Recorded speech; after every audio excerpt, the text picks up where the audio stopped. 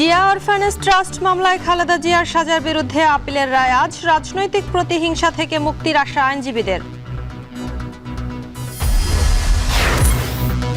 জুলাই অভ্যুত্থানের ঘোষণাপত্রের খসড়া পর্যালোচনা রাজনৈতিক দলগুলোর সময় দিলেও সরকারকে ছাড় নয় বলছেন বৈষম্য বিরোধীরা।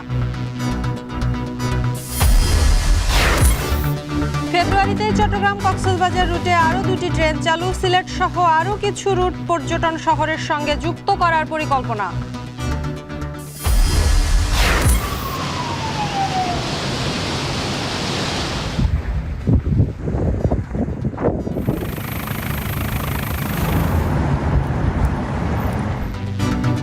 এক সপ্তাহেও নেভেনি লস অ্যাঞ্জেলেসের 3টি এলাকার আগুন। তীব্র বাতাসে দাবানল বাড়ার শঙ্কা, সব হারিয়ে ধনী গরিব এক কাতারে।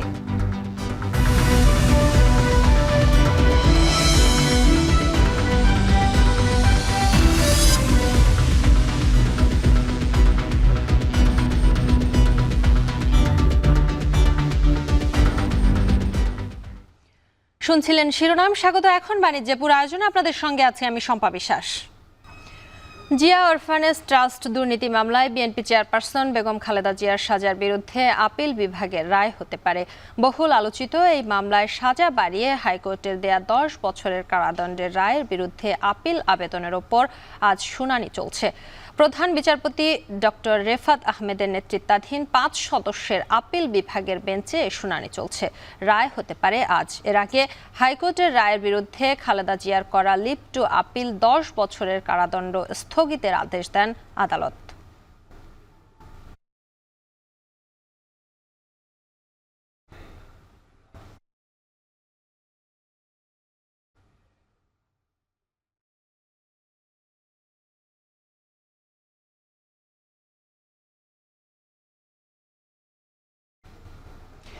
জুলাই গণ অভ্যুত্থানের ঘোষণাপত্রের খসড়া রাজনৈতিক দলগুলোর কাছে পাঠানো শুরু করেছে অন্তর্বর্তী সরকার। জামায়াত সেই খসড়া পর্যালোচনা করছে, তবে বিএনপি বলছে পুরো সংবিধান বিলুপ্তির সুযোগ নেই। অন্যদিকে বৈষম্য বিরোধী এবং জাতীয় নাগরিক কমিটির নেতারা বলছেন সরকারকে প্রয়োজনে আরও সময় দেওয়া হবে, কিন্তু ঘোষণাপত্র প্রকাশের প্রশ্নে কোনো ছাড় নয়। আর জানাচ্ছেন বেলায়েত হোসাইন।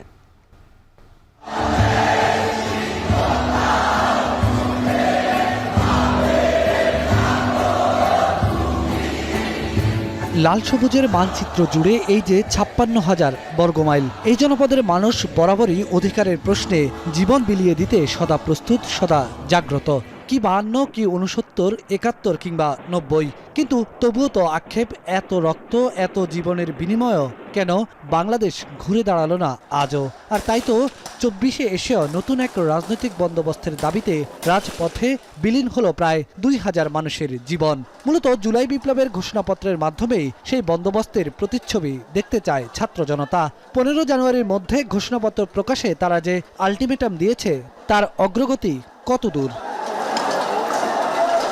সরকারের আশ্বাসে গত 31 ডিসেম্বর ঘোষণাপত্র প্রকাশ থেকে সরে এসেছিল বৈষম্য বিরোধী ছাত্র আন্দোলন ও জাতীয় নাগরিক কমিটি। আলটিমেটাম অনুযায়ী সময় আছে আর মাত্র একদিন। প্রধান উপদেষ্টার প্রেস সচিব জানান, জুলাই বিপ্লবের ঘোষণাপত্র নিয়ে রাজনৈতিক ঐক্যমতে পৌঁছানোর চেষ্টা চালিয়ে যাচ্ছে সরকার। প্রফেসর বারবার বলছেন যে সবাই মিলে যেটা অ্যাডপ্ট করবে, সবাই মিলে যেটার সাথে আছে সেখানে উনি আছেন। হ্যাঁ, উনি হচ্ছেন জাতীয় ঐক্যের প্রতীক। তো সেই জায়গাটায় সমস্ত পলিটিক্যাল পার্টি, আমাদের স্টুডেন্টরা, বড় বড় পার্টিগুলো এবং ছোট পার্টি সবাই মিলে যদি একটা জায়গায় ঐক্যমতে পৌঁছে, তো সেই জায়গায় আমরা সেই সাথে থাকার মধ্যে তো অন্যায় কিছু নাই। এরই মধ্যে রাজনৈতিক দলগুলোর কাছে খসড়া প্রস্তাবনাও পাঠিয়েছে অন্তর্বর্তী সরকার। জামায়াত বলছে সরকারের তরফ থেকে পাঠানো খসড়া নিয়ে আলোচনা করছেন তারা। আলোচনায় প্রস্তুত বিএনপিও, তবে পুরো সংবিধান কোনোভাবেই বাতিল চায় না দলটি। ঘোষণাপত্র তো ওদের ব্যাপারে, এটা ওরা কিসের ঘোষণাপত্র জানি না। তো ওদের বয়স তো আমাদেরও ছিল, আমরাও তো যখন তরুণ ছিলাম আমরাও একটা আন্দোলন করেছি, আন্দোলন করে একটা মিলিটারি ডিক্টেটরকে সরাইছি। কিন্তু তখন আমাদের এরকম ঘোষণাপত্র বা কিছু আগে নেই। আমরা যে একটা যুগান্তকারী পরিবর্তনগুলো ঘটিয়েছি, জিয়াউর রহমান সাহেব এবং আমাদের আপসীন নেত্রী বেগম খালেদা জিয়া, এই কনস্টিটিউশন রেখেই তো করছি, বাতিল করতে হয় নাই তো। জুলাই প্রোক্লামেশন জাতীয় কিছু একটা তো ইতিহাসের জন্য থাকা উচিত। হচ্ছে এই কাজটি করার দরকার ছিল 5 আগস্টের পরপরই। গভর্নমেন্ট একটা ড্রাফট করছে আমি জানি, ওরা আমাদের মতামত চাচ্ছে অফিসিয়ালি। তো সে কারণে আমি মনে করি যে আমরা একটু এবং আমরা আলোচনা করে ঠিক করব বলেছি। সরকারের চেষ্টাকে স্বাগত জানিয়ে জাতীয় নাগরিক কমিটি বলছে আরও সময়ের প্রয়োজন হলেও আলোচনার মাধ্যমে সমাধানে আসবেন তারা, তবে কোনোভাবেই ঘোষণাপত্র প্রকাশ থেকে সরে আসার সুযোগ নেই। আমরা এটাতেই দৃঢ়ভাবে অবস্থান করছি যে আমাদের একটি দালিলিক প্রমাণ প্রয়োজন এবং সেটার ক্ষেত্রে আমাদের কোনো ব্যত্যয় ঘটবে না। সকল অংশীজনও যেহেতু এই বিষয়ে ঐক্যমত পোষণ করেছে এবং সেখানে যদি সরকার আরও কিছু সময় চায় তখন আমরা সেটা নিয়ে ভাববো। রাষ্ট্রচিন্তক অধ্যাপক সলিমুল্লাহ খানের মতে ৭১ কেন ব্যর্থ হয়েছিল তার জন্যই প্রয়োজন ২৪-এর ঘোষণাপত্র। তিনি বলছেন ২৪-এর এই অভ্যুত্থানে ঠিক কি কি কারণে মানুষ রাস্তায় নেমে শেখ হাসিনাকে পালাতে বাধ্য করেছে তার পুরো তালিকাটাই জুলাই বিপ্লবের ঘোষণাপত্র। জুলাই বিপ্লবের ঘোষণাটা হয়েছে বাস্তবে, শেষ পর্যন্ত এসছে এক দফা এক দাবি, শেখ হাসিনা তুই কবে যাবি, এই স্লোগানটাই হচ্ছে তাদের শেষ দাবি। কিন্তু এই দাবির পেছনে কি ছিল, মানে ২০০০-এর কাছাকাছি মানুষের প্রাণহানি হয়েছে শুধু জুলাই আগস্টের অভ্যুত্থানে। আমি মনে করি সবচেয়ে বড় হলো কি দেশে মানুষের যে মত প্রকাশ অর্থাৎ ভোট দেওয়ার যে অধিকার সেটা লুণ্ঠন করা হয়েছে। আরও বড় প্রকাশ, উন্নয়নের নামে দেশের সম্পদ বিদেশে পাচার করা হয়েছে এবং দেশকে ক্রমশ বিপজ্জনক করে তোলা হয়েছে। আপনি যদি এত বড় জিনিসটাকে বোঝেন তাহলে জুলাই বিপ্লবের ঘোষণাপত্রটা বুঝবেন। জুলাই বিপ্লবের ঘোষণাপত্রটা কি, যে কি কারণে ১৯৭১-এর মুক্তিযুদ্ধে এত প্রাণদান করার পরেও আমরা দেশকে প্রকৃত প্রস্তাবে একটা স্বাধীন দেশে রূপান্তরিত করতে পারলাম না, কি কি কারণে মানুষ বিক্ষোভে ফেটে পড়েছে তার যেটা তালিকা, এটাই হচ্ছে জুলাই বিপ্লবের ঘোষণাপত্র। তার মধ্যে ১৯৭১ আছে, ১৯৭১-এর ধারাবাহিকতায় ২০২৪। আমি যে জুলাই বিপ্লবের সবচেয়ে বড় কথা হচ্ছে এটা। তিনি বলছেন অচিরেই বাংলাদেশ ঘুরে দাঁড়ানোর যে সম্ভাবনা তৈরি হয়েছে, ২৪ ব্যর্থ হলে তার জন্য আবার কতকাল ধরে অপেক্ষা করতে হবে, হয়তো সেই অনিশ্চয়তাকেই সঙ্গী করতে হবে প্রজন্মের পর প্রজন্মকে। বেলায়েত হুসাইন, এখন, ঢাকা। ৩২ বছর পর অনুষ্ঠিত হবে জাহাঙ্গীরনগর বিশ্ববিদ্যালয় ছাত্র সংসদ জাকসু নির্বাচন। এর মধ্যে নির্বাচনের রোডম্যাপ প্রকাশ করেছে বিশ্ববিদ্যালয় প্রশাসন। আগামী ১ ফেব্রুয়ারি ঘোষণা করা হবে নির্বাচনী তফসিল। এতে বিশ্ববিদ্যালয় জুড়ে শিক্ষার্থীদের মাঝে তৈরি হয়েছে উচ্ছ্বাস। এ বিষয়ে আরও জানাতে এই মুহূর্তে জাহাঙ্গীরনগর বিশ্ববিদ্যালয় থেকে যুক্ত হচ্ছেন সহকর্মী হুমায়ুন কবির। হুমায়ুন, নির্বাচন নিয়ে সাধারণ শিক্ষার্থীরা কি বলছেন, বিস্তারিত জানাবেন।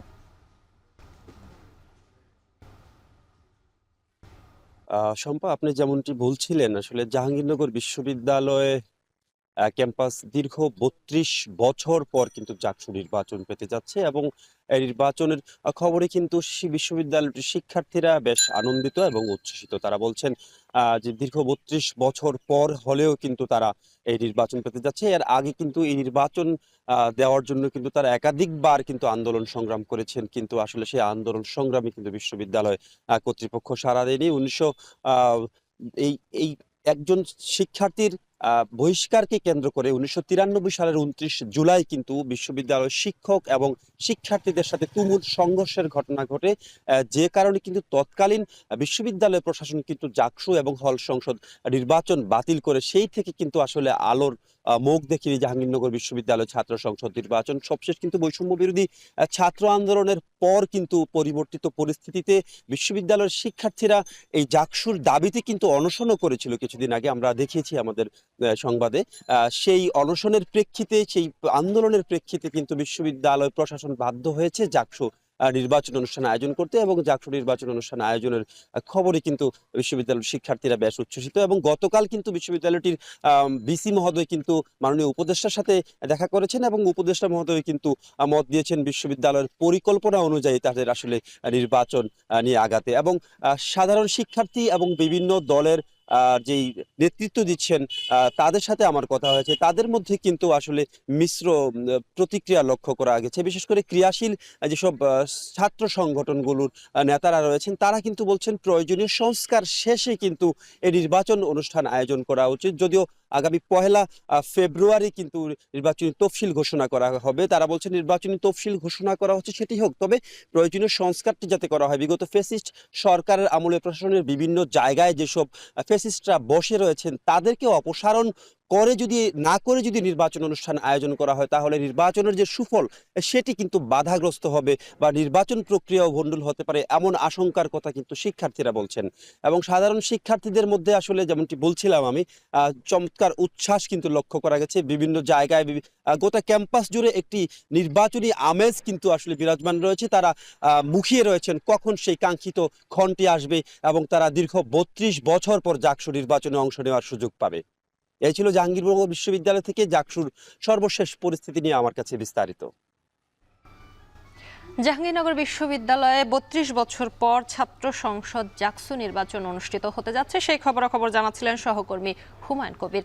এদিকে শিক্ষার্থীদের মাঝে কয়েক দফা সংঘর্ষে ময়মনসিংহের সরকারি আনন্দমোহন কলেজের হল অনির্দিষ্টকালের জন্য বন্ধ ঘোষণার পর হল ছেড়েছেন শিক্ষার্থীরা। গতকাল দিনভর উত্তেজনার পর বিকেলের দিকে হল ছাড়েন তারা। এ বিষয়ে বিস্তারিত জানাতে এই মুহূর্তে যুক্ত হচ্ছেন সহকর্মী হারুনুর রশিদ। হারুন, জানাবেন কবে নাগাদ হল খুলতে পারে, কলেজ কর্তৃপক্ষ কি বলছে?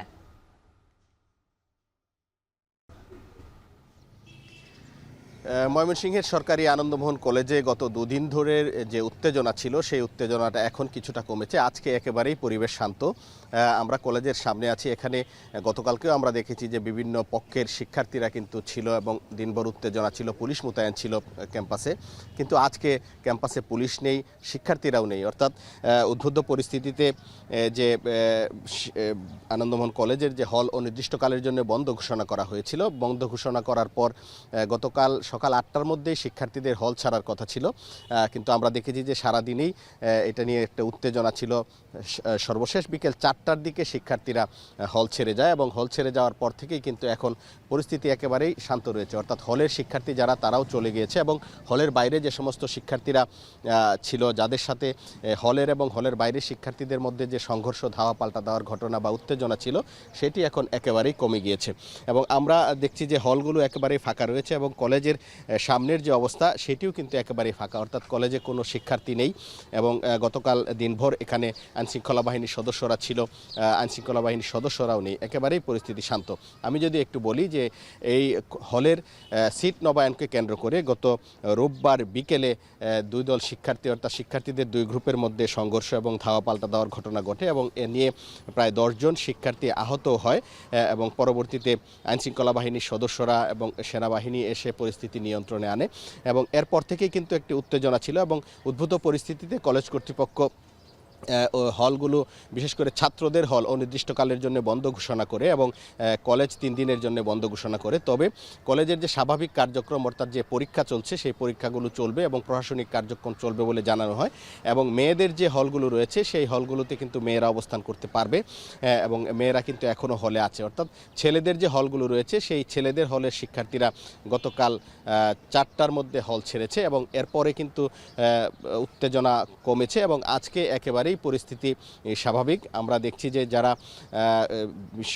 আনন্দমোহন কলেজের যারা কর্মচারী রয়েছেন তাদেরকে আমরা দেখতে পাচ্ছি, 2-1 জন শিক্ষকও এসেছেন, তাদেরকেও আমরা দেখতে পাচ্ছি। কিন্তু ক্লাস যে একাডেমিক যে কার্যক্রম সেটি বন্ধ রয়েছে এবং এখানে আমি কথা বলেছিলাম কলেজ কর্তৃপক্ষের সাথে। তারা যেটি বলেছেন যে তারা যে হল নবায়নের যে সিদ্ধান্ত নিয়েছিলেন, যার প্রেক্ষিতে এই অনাকাঙ্ক্ষিত ঘটনার কারণে হল বন্ধ করতে হয়েছে এবং কলেজ বন্ধ করতে হয়েছে, এটি তারা পরবর্তীতে পুনর্বিবেচনা করবেন এবং পরিস্থিতি স্বাভাবিক হলে তারা সেই হলের যে সিট নবায়নের যে বিষয়টি আছে সেটি তারা নেবেন এবং তারা যখন মনে করবেন যে কোনো ধরনের বিশৃঙ্খলা হবে না, ঠিক তখনই কিন্তু হলগুলো খুলে দেয়া হবে। এবং আজকে হচ্ছে দ্বিতীয় দিন কলেজ বন্ধ, আগামীকাল বন্ধ থাকবে, এরপর থেকে কিন্তু কলেজ খুলবে বলে আমরা জানতে পেরেছি। তো এই ছিল আমার কাছে ময়মনসিংহের সরকারি আনন্দমোহন কলেজ থেকে সর্বশেষ।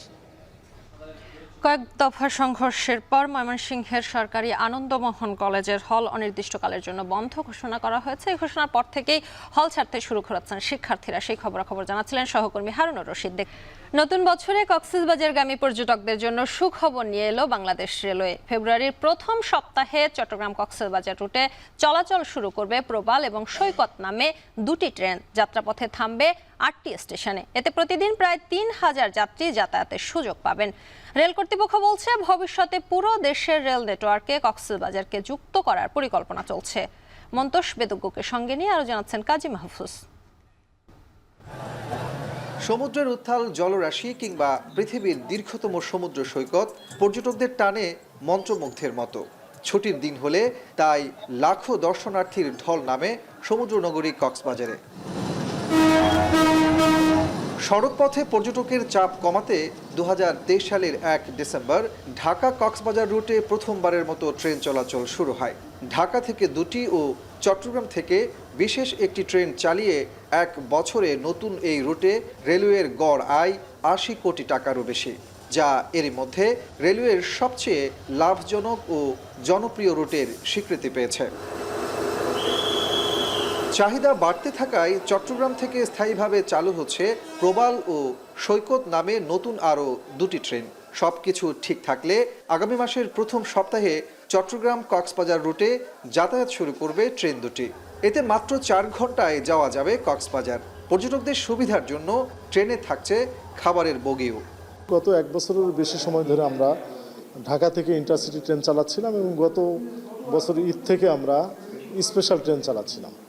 সেটা এখন স্পেশাল ট্রেনটা এখন একটা স্থায়ী ট্রেন হিসাবে সৈকত এবং প্রবাল এক্সপ্রেস নামে এটা 2 বার যাবে, 2 বার আসবে, অর্থাৎ 4টা ট্রেন আরও এক্সট্রা আমাদের হবে।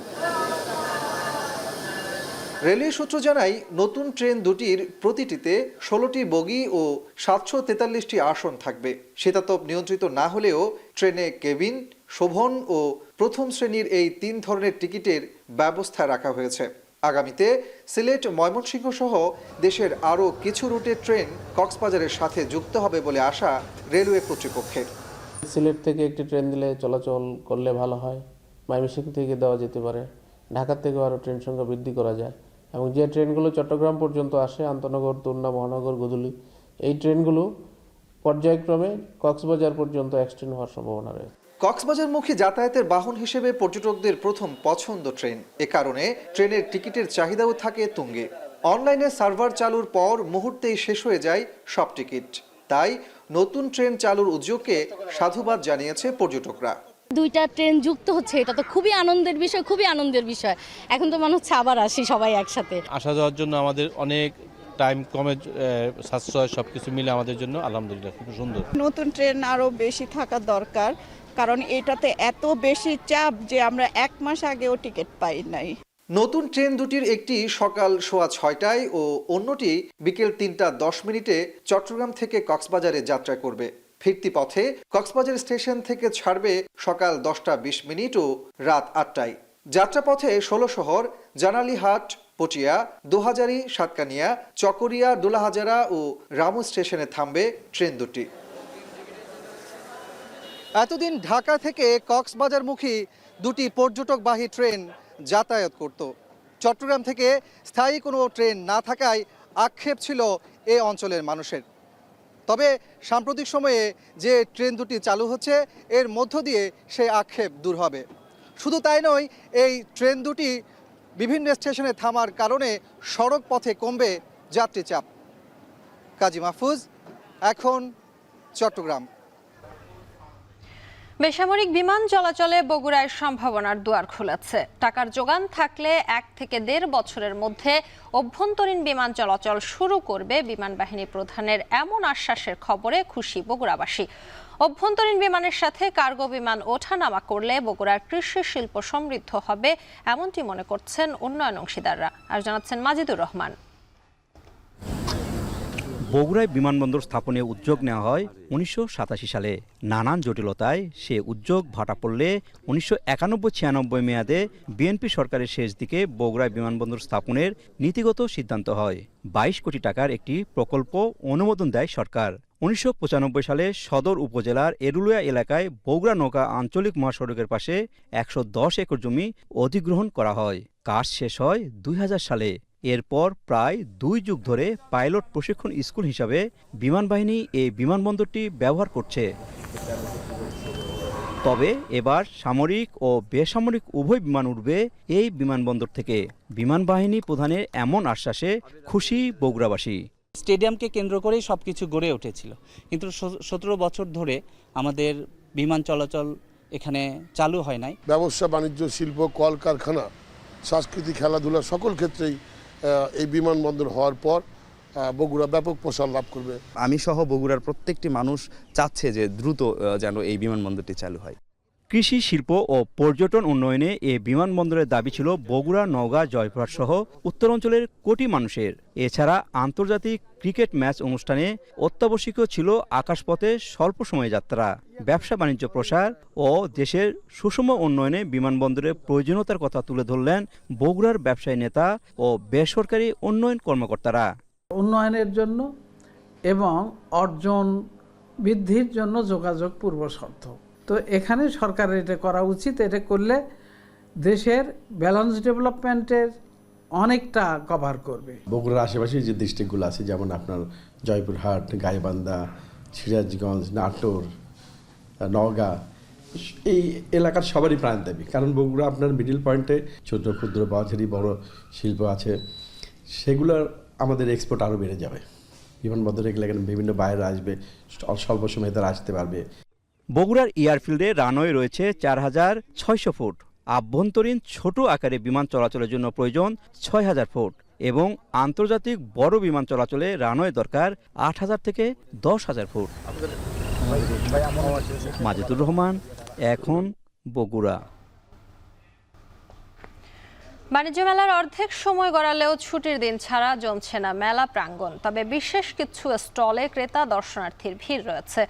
স্টিলের রেডিমেড বাড়ি বিক্রির স্টলে চলছে জমজমাট বেচা বিক্রি। এদিকে কয়েদিদের হাতে তৈরি কারা পণ্যের স্টলেও ভিড় এবং বেচা বিক্রি জমজমাট। আরো জানাচ্ছেন শাহিনুল ইসলাম সাগর।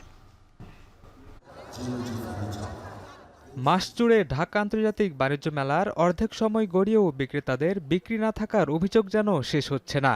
তবে প্রতিবারের মতো এবারও কোনো না কোনো স্টল ঘিরে ক্রেতা দর্শনার্থীদের কৌতূহল ও বিক্রি ছিল বেশ। ছবিতে যে বাড়িটি দেখছেন সেটি কোনো শৌখিন বাড়ি নয়, এটি বাণিজ্য মেলার একটি স্টল, যেখানে আছে এ ধরনের বাড়ি নির্মাণের সমস্ত আয়োজন। তবে নির্মাণ সামগ্রীতে ব্যবহার হয়েছে ইটের বদলে স্টিল আর মাটির বদলে টাইলস, যা মেলার দর্শনার্থীদের কৌতূহলের কেন্দ্রবিন্দুতে পরিণত হয়েছে।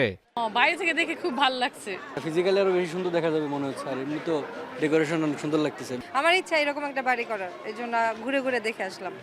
এই বাড়িটি নির্মাণ করতে চাইলে গুনতে হবে প্রায় 14 লাখ টাকা।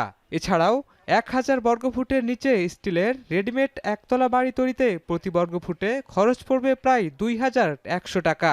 আর 1000 বর্গফুটের উপরে হলে গুনতে হবে প্রতি বর্গফুটে 2000 টাকা।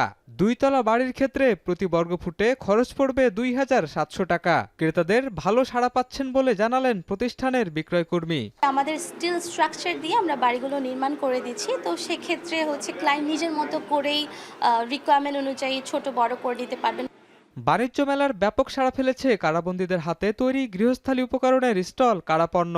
বাঁশ, বেত, কাঠ ও পাটের তৈরি প্রায় 400 পণ্যে সেজেছে পুরো প্যাভিলিয়ন।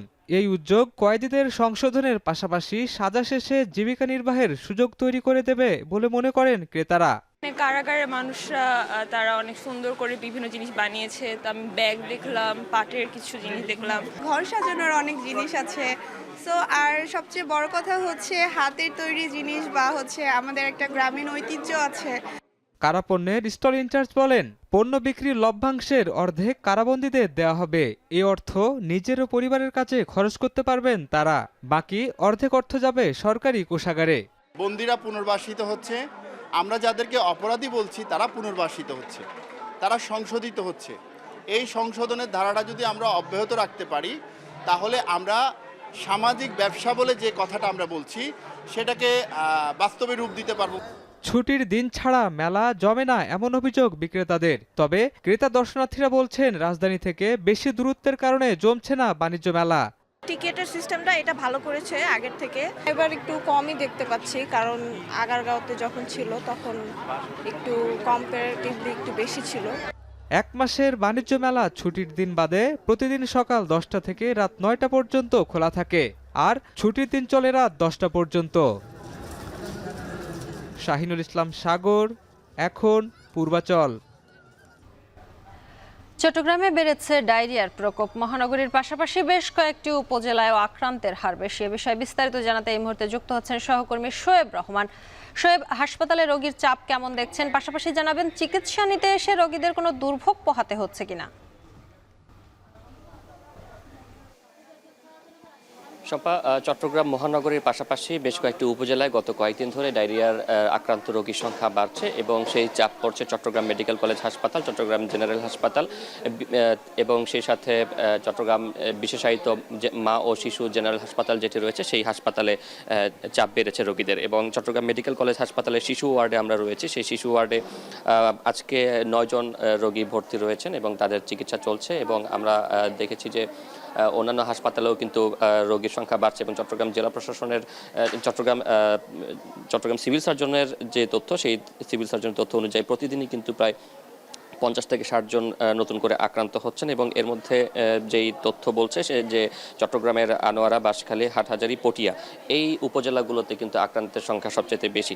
এবং চট্টগ্রামের মহানগরেও কিন্তু বেশ কিছু এলাকায় আক্রান্ত হচ্ছে মানুষ এবং আমরা দেখেছি যে সেই মানুষগুলো এখানে চিকিৎসা নিতে আসছেন এবং বেশিরভাগ যারা আক্রান্ত রয়েছেন তাদের কিন্তু ডায়রিয়া অর্থাৎ পাতলা পায়খানার সাথে সাথে কিন্তু কারো কারো বমি হচ্ছে এবং সেই অবস্থাতেই তারা হাসপাতালে ভর্তি হয়েছেন। এবং চিকিৎসার ক্ষেত্রে দেখেছি যে 2-3 দিন হয়ে গেলেও কিন্তু আসলে অর্থাৎ যেই ডায়রিয়ার প্রকোপ সেটি সেরে উঠতে কিন্তু 2-3 দিনের মতো কিন্তু সময় লাগছে এবং এভাবেই মূলত রোগীরা চিকিৎসা নিচ্ছেন। এবং চট্টগ্রাম মেডিকেল কলেজ হাসপাতালের রোগীদের সাথে আমরা কথা বলেছি, রোগী স্বজন যারা রয়েছেন তাদের সাথে কথা বলেছি, তারা যেটি বলছেন যে হাসপাতালের যে চিকিৎসা ব্যবস্থা সেটি নিয়ে তারা কিছুটা অসন্তোষ প্রকাশ করেছেন। তারা বলছেন যে সেখানে তাদের যেই ওয়ার্ডে রাখা হয়েছে অর্থাৎ ডায়রিয়ার জন্য বারান্দায় একটি আলাদা করে ইউনিট করা হয়েছে এবং সেখানকার যে পরিবেশ, সেই পরিবেশ নিয়ে কিন্তু তারা আসলে ক্ষোভ প্রকাশ করেছেন। অপরিষ্কার যে পরিবেশ, সেই পরিবেশের কারণে রোগীরা নতুন করে আক্রান্ত হতে পারেন কিংবা ছোট শিশুদের পাশাপাশি যারা স্বজনরা রয়েছেন তারাও যে ডায়রিয়া আক্রান্ত হতে পারেন বলে কিন্তু তারা শঙ্কা প্রকাশ করেছেন। এবং একই সাথে চিকিৎসকরা নিয়মিত আসছেন কিনা সেটি নিয়েও কিন্তু রোগীদের মধ্যে এক ধরনের মতবিরোধ বা মত পার্থক্য রয়েছে। এবং অনেকে আমরা দেখেছি যে 2-3 দিন হয়েছে এসেছেন এবং তারা বলছেন যে কিছুটা উন্নতি হওয়ার পর আবারও কিন্তু রোগীরা নতুন করে আক্রান্ত হচ্ছেন বা কিছুটা উন্নতি হওয়ার পরে আবারও যেই ডায়রিয়া সেটির প্রকোপ বাড়ছে। এবং চিকিৎসকরা বলছেন যেটি যে বেশ কয়েকটি এলাকায় ডায়রিয়ার প্রকোপ বাড়ার সাথে সাথে তারা ডায়রিয়ার জন্য হাসপাতালগুলোতে বিশেষভাবে যাতে যত্ন নেওয়া হয় সেই নির্দেশনা দিয়েছেন। এবং একই সাথে চিকিৎসকরাও কিন্তু যারা আক্রান্ত হচ্ছেন তাদের ব্যাপারে যেটি বলছেন যে মূলত ভাইরাসজনিত কারণে এই ডায়রিয়ার প্রকোপটি বেড়েছে এবং সেটির যে স্বাভাবিক চিকিৎসা অর্থাৎ প্রচুর পরিমাণে তরল খাবার গ্রহণ এবং সেই সাথে ছোট শিশু যারা রয়েছেন যাদের মায়ের বুকের দুধ প্রয়োজন হয় তাদেরকে যাতে পর্যাপ্ত পরিমাণে মায়ের বুকের দুধ খাওয়ানো হয় এবং সেই সাথে তরল খাবার খাওয়ানো হয় এবং চিকিৎসকের পরামর্শ মেনে চলার পাশাপাশি বাসায় যাতে তারা পরিষ্কার পরিচ্ছন্ন পরিবেশে বসবাস করেন বা পরিষ্কার পরিচ্ছন্ন থাকেন সেই বিষয়টিতে কিন্তু চিকিৎসকরা জোর দিচ্ছেন বা নির্দেশনা দিচ্ছেন। শম্পা, চট্টগ্রামে বেড়েছে ডায়রিয়ার প্রকোপ, সেই খবরাখবর জানাচ্ছিলেন সহকর্মী শোয়েব রহমান। ঝড় বৃষ্টি, প্রচণ্ড গরম কিংবা অতিরিক্ত ঠান্ডায় সব থেকে বেশি ক্ষতিগ্রস্ত হয় প্রান্তিক কৃষকেরা। আবহাওয়ার 19-20 হলেই মাঠে লুটিয়ে নষ্ট হয় ফসল। কথা ছিল আবহাওয়ার আগাম তথ্য জানাতে কাজ করবে কৃষি আবহাওয়া পূর্বাভাস যন্ত্র। এজন্য প্রতিটি ইউনিয়নে স্থাপন করা হয় কৃষি আবহাওয়া বোর্ড। তবে যার বেশিরভাগই পড়ে আছে অকেজো অবস্থায়। মুখ থুবড়ে পড়েছে বিগত সরকারের 212 কোটি টাকার প্রকল্প। আরো জানাচ্ছেন অনিক চক্রবর্তী। চুয়াডাঙ্গা সদর উপজেলার শঙ্করচন্দ্র ইউনিয়ন। এখানে কৃষকদের জন্য বসানো হয়েছে আবহাওয়ার পূর্বাভাস যন্ত্র, যার তথ্য বলছে বর্তমানে জেলায় 34 ডিগ্রি তাপমাত্রা বয়ে যাচ্ছে। অথচ মাঘের শীত আর গত কয়েকদিনের টানা শৈত্যপ্রবাহে কাঁপছে চুয়াডাঙ্গা জেলা। এদিকে মাঠের ফসল নিয়ে বিপাকে কৃষক। তবে কৃষি বিভাগের এমন কর্মকাণ্ডে হতবাক সবাই। একই দশা অন্য প্রায় সব ইউনিয়ন পরিষদের। নামমাত্র বোর্ড ঝুলিয়ে রাখলেও তার দেখভাল করে না কেউ, যাতে মুখ থুবড়ে পড়েছে বিগত সরকারের 212 কোটি টাকার প্রকল্প। স্থানীয়রা বলছেন কোটি টাকা খরচ করে কৃষি উন্নয়নে নানা পদক্ষেপ নেওয়া হলেও তার সঠিক ব্যবহার নেই। কৃষকদের জন্য বেগমপুর ইউনিয়নে একটা আবহাওয়া পূর্বাভাস দেওয়া হয়েছে, কিন্তু সেটা থেকে আমরা কোনো উপকার পাচ্ছি না। চুয়াডাঙ্গার 4 উপজেলার 2,92,000 কৃষকের জন্য 40টি ইউনিয়নে কৃষি আবহাওয়া পূর্বাভাস যন্ত্রটি তদারকির দায়িত্ব উপসহকারী কৃষি কর্মকর্তাদের। ফলে আবহাওয়ার পূর্বাভাস জানা তো দূরের কথা, এসব তথ্য বোর্ডের কাজ কি তা জানেন না স্থানীয় কৃষকেরাও। শুনছি যে বোর্ডে নাই কৃষকদের জন্য, কিন্তু আমাদের তো কোনো কাজে আসেনি। ভোটটা কিসের জন্য দিয়েছে বা কি কারণে দিয়েছে, আমাদের প্রাকৃতিক আবহাওয়া পরিবর্তনের জন্য দিয়েছে, আমরা তো কিছুই জানি না। কৃষি অফিস লাগাইছে, কিন্তু এই বোর্ডের কার্যক্রম প্রথম থেকে শেষ পর্যন্ত কেউ এর কার্যক্রম গ্রহণ করেনি, কেউ এটা আপডেটও করে না, কোনো কিছুই করে না। আবহাওয়া পূর্বাভাস যন্ত্রের বেহাল অবস্থার দায় স্বীকার করছেন কৃষি কর্মকর্তারাও। যন্ত্র আধুনিকায়নে গুরুত্ব দিচ্ছেন তারা। এই যন্ত্রটা সম্ভবত বেশ আগের সেট করা, বিশেষ করে রেইন গজের যে বিষয়টা আর কি, এটা শুধুমাত্র বৃষ্টি পরিমাপের জন্য কিন্তু যন্ত্রটি সেট করা হয়েছে, পূর্বাভাস দেওয়ার জন্য নয়। যদি যন্ত্রপাতিগুলো আরো আধুনিকায়ন করা হয়, তো সেক্ষেত্রে এখান থেকে একটা ভালো পরামর্শ কৃষক ভাইরা পেতেই পারেন। বছরের পর বছর অকেজো হয়ে পড়ে আছে কৃষকদের জন্য কৃষি আবহাওয়া পূর্বাভাস যন্ত্রগুলো, অথচ এসব যন্ত্রগুলোর যথাযথ ব্যবহার নিশ্চিত করতে পারলে একদিকে যেমন এগিয়ে যেত গ্রামীণ কৃষিভিত্তিক অর্থনীতি, অন্যদিকে আবহাওয়ার আগাম বার্তায় উপকৃত হতো সব শ্রেণী পেশার মানুষ। অনিক চক্রবর্তী, এখন চুয়াডাঙ্গা। বিএনপি চেয়ারপারসন বেগম খালেদা জিয়া হাসি খুশি আছেন এবং হাঁটা চলাও করতে পারছেন। তার স্বাস্থ্যের উন্নতি হচ্ছে বলে জানিয়েছেন যুক্তরাজ্য বিএনপির সভাপতি এবং চেয়ারপারসনের উপদেষ্টা MA মালেক। মেন্টালি ভেরি স্ট্রং এবং মানে খুব হাসি খুশির মাঝখানে আছেন। ডক্টর জুবাইদা রহমান ছিলেন, তারপরে ওনার নাতনিরা ছিল এবং ককর ওয়াইফও, সবাই মোটামুটি, এবং আমাদের দলের নেতাকর্মীরা, স্পেশালি প্রেসিডেন্ট সেক্রেটারি, আমরা প্রতিনিয়ত আমরা খোঁজ নিচ্ছি এবং বাংলাদেশি ডাক্তার এবং ব্রিটিশ ডাক্তাররা মিলে তারা আজকে বলছেন যে আরও বেটার সিচুয়েশন হচ্ছে। আপনার মাধ্যমে বাংলাদেশের প্রত্যেকটা মানুষ, সারা বিশ্বের বাংলা ভাষাভাষী মানুষের কাছে বেগম খালেদা জিয়ার জন্য দোয়া কামনা করছি। দাবানলের আগ্রাসী থাবায় সহায় সম্বল সব পুড়ে ছাই হয়ে যাওয়ায় যুক্তরাষ্ট্রের লস অ্যাঞ্জেলেসের ধনী দরিদ্র আজ এক কাতারে। দাবানলের লেলিহান শিখার ছোবল থেকে বেঁচেও জীবনযুদ্ধের কঠিন বাস্তবতার মুখোমুখি তারা। এসব বাসিন্দার সহায়তায় হাত বাড়িয়ে দিয়েছে যুক্তরাষ্ট্রের বিভিন্ন অঞ্চল থেকে আসা স্বেচ্ছাসেবকরা। গরম কাপড়, সুপেয় পানি আর প্রয়োজনীয় খাবার নিয়ে নিঃস্ব সহায় সম্বলহীন এই মানুষগুলোর পাশে দাঁড়িয়েছেন তারা। আরও জানাচ্ছেন তৌহিদুর রহমান। অসময়ে দানবীয় দাবানলের হানায় লস অ্যাঞ্জেলেসের পরিস্থিতি যে কতটা ভয়াবহ তার উজ্জ্বল দৃষ্টান্ত 10 মাস আগে পরে ধারণ করা এই চিত্রটি। এক পাশে ঝাঁ চকচকে শহর আর অন্য পাশে আগুন ঝরে তছনছ হওয়া দৃশ্যপট। চিরচেনা প্যালিসেডস এখন যেন বড্ড অচেনা। চিত্র দুটির পার্থক্য করলে দেখা যায় ভুতুরে নগরীতে ধ্বংসাবশেষ ছাড়া অবশিষ্ট আর কিছুই নেই। দাবানলের আগ্রাসী থাবায় সব পুড়ে ছাই হয়ে যাওয়ায় এবং অন্য এলাকায় আগুন ছড়িয়ে পড়ার শঙ্কায় ঘরবাড়ি হারা ধনী গরিব আজ এক কাতারে। পরনের কাপড় ছাড়া আর কোনো কিছু নিয়েই ঘর থেকে বের হতে পারেননি এমন বাসিন্দার সংখ্যাও অজানা। অনেকের অ্যাকাউন্টে অর্থ থাকলেও ঘরে মানিব্যাগ, ডেবিট ও ক্রেডিট কার্ড এবং চেক বই রেখে আসায় ব্যাংক থেকে ডলার ওঠানোরও উপায় নেই। এই অবস্থায় দাবানলের হাত থেকে বেঁচেও জীবনযুদ্ধের কঠিন বাস্তবতার মুখোমুখি তারা। About the fire was like my dad's school is getting burned down. Kids cannot go to school. Kids and grown-ups are homeless. খোলা ময়দানে এসব মানুষকে সহায়তায় হাত বাড়িয়ে দিয়েছে যুক্তরাষ্ট্রের বিভিন্ন অঞ্চল থেকে আসা স্বেচ্ছাসেবকরা। গরম কাপড়, ডায়াপার, সুপেয় পানি ও খাবার নিয়ে নিঃস্ব মানুষের পাশে দাঁড়িয়েছেন তারা। একসময় অপরকে সাহায্য সহযোগিতা করা বাসিন্দারা আজ নিজেই প্রকাশ্যে হাত পাচ্ছেন অন্যের কাছে। সর্বহারা এসব মানুষের পাশে থাকতে পেরে মানসিক প্রশান্তি খুঁজে পাচ্ছেন স্বেচ্ছাসেবকরা।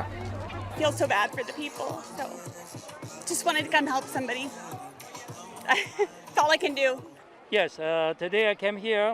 I have donated the water, and donated the food, cereals, and pasta, and also I donate face masks as well, and also some cleaning wipes. এই অবস্থায় নজিরবিহীন দাবানলের হাত থেকে কখন রেহাই মিলবে তারই অপেক্ষায় প্রহর গুনছেন সাধারণ মানুষ।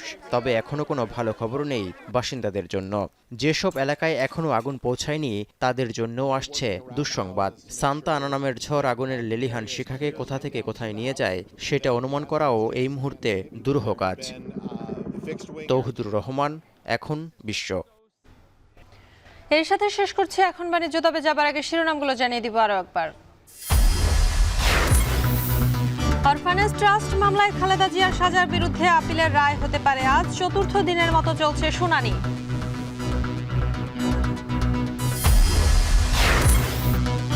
জুলাই অভ্যুত্থানের ঘোষণাপত্রের খসড়া পর্যালোচনা রাজনৈতিক দলগুলোর সময় দিলেও সরকারকে ছাড় নয় বলছেন বৈষম্য বিরোধীরা।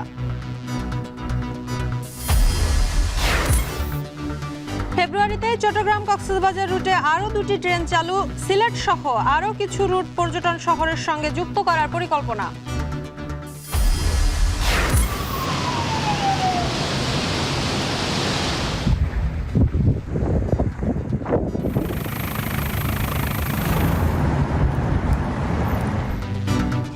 এক সপ্তাহেও নেভেনি লস অ্যাঞ্জেলেসের 3টি এলাকার আগুন, তীব্র বাতাসে দাবানল বাড়ার শঙ্কা, সব হারিয়ে ধনী গরিব এক কাতারে। শেষ করছি এখন বাণিজ্য। এখন টেলিভিশন ওয়েবসাইটে দেখতে ভিজিট করুন www.ekhon.tv। এছাড়া এখন টেলিভিশন ফেসবুকে দেখতে ভিজিট করুন facebook.com/tv.ekhon এবং ইউটিউবে এখন টেলিভিশন দেখতে ভিজিট করুন youtube.com/c/ekhon tv।